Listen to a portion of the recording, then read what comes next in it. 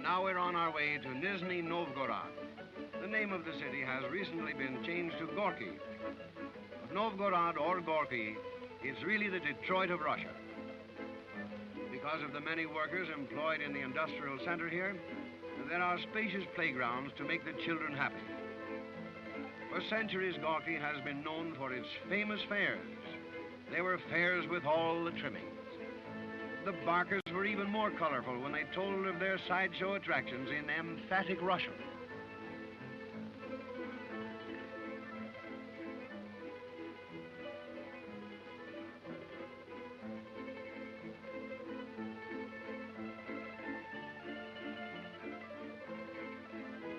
The merry-go-rounds were even more interesting when you listened to old Russian folk songs and you rode on imitations of Arabian steeds and saw glittering decorations everywhere.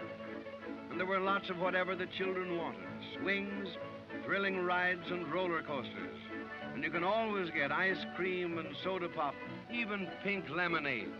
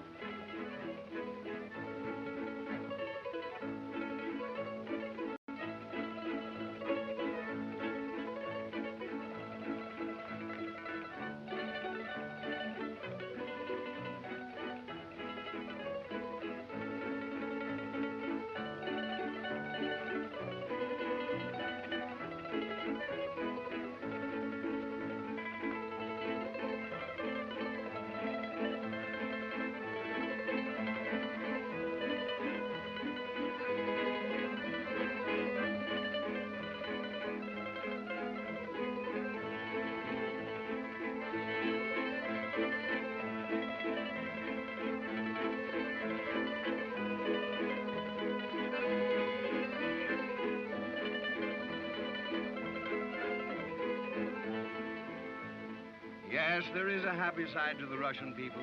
They spend their time off just about as we do.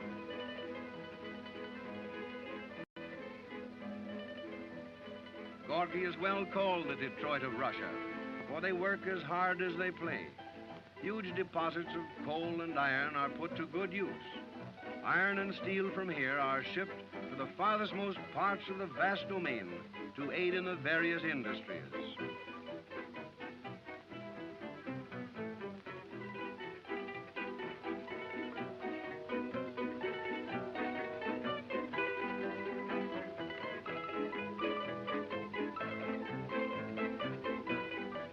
Huge and powerful locomotives are built to bring close together cities that are really hundreds of miles apart.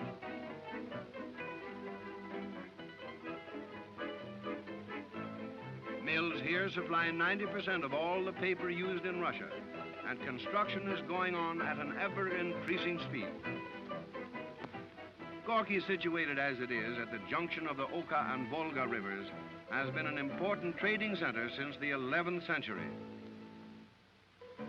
The residents of Gorky, like all Russians, want always to learn more of this new mode of living. And so wherever you go, you are very apt to see a group of interested spectators listening to someone explaining Russia's new doctrines. Gorky interests every traveler, its parks and slopes and terraces, its picturesque streets, its people, its old customs and ancient architecture, all combine to make you wonder at the romance of this old city built 700 years ago.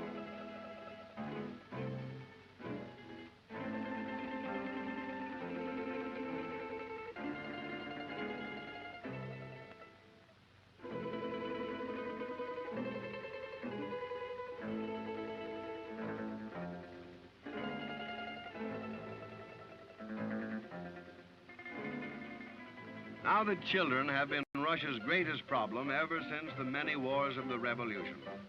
But the new Russia has sincerely tackled the problem. Everything possible is done to care for the children's needs in work time and in playtime. You have heard perhaps much about Russian divorce law. Now, getting a divorce, unless both parties agree, is not as simple as we are led to believe. If either party is ill or out of work, the other must pay alimony. If there are children such as these, Their guardianship and support must be provided for.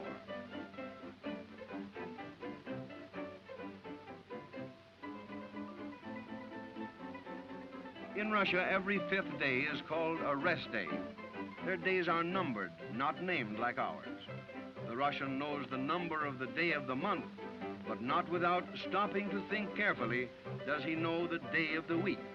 And on rest days, only such important services as telephone and telegraph and railroads and streetcars continue operation. Everyone else plays.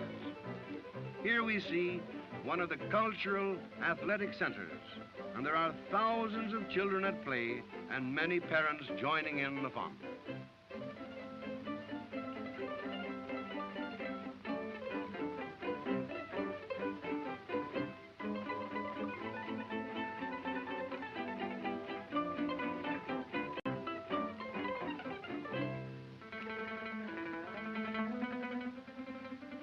Our first view of the romantic Volga River, made famous through song and story, is gained from a high plateau, the Kremlin Gardens. Here at the junction of the two important waterways, we see the immensity of the longest river in Europe. It follows a winding course for 2,300 miles through some of the most picturesque parts of the Union, emptying its waters at last into the Caspian Sea. We shall see on our way to Kazan, a 2-day trip by riverboat, a score of interesting peoples, quaint villages and great monasteries, creating an ever-changing skyline. The age-old Marcottiere Monastery appears in the distance as a forest of gleaming minarets and gilded towers.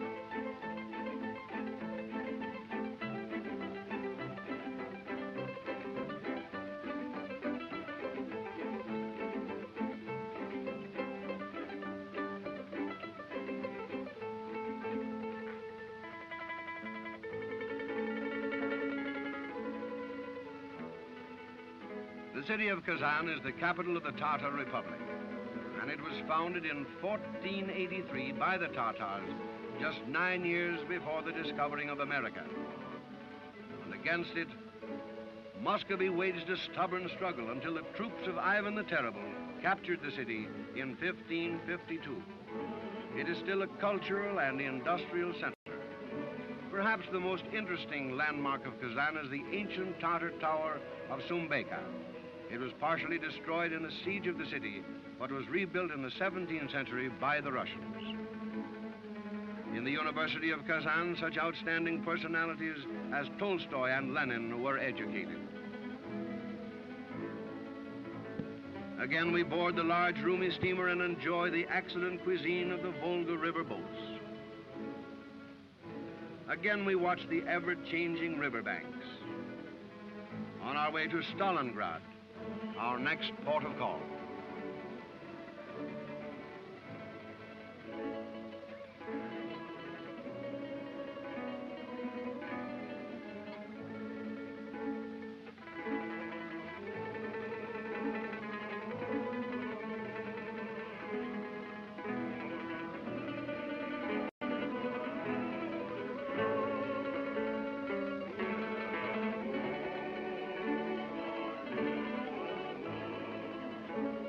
In the evening, when the shadows lengthen and the scenic splendor is beyond compare, the sun sets on a busy day as we think of the many interesting sights still in store for us in this huge land of Russia.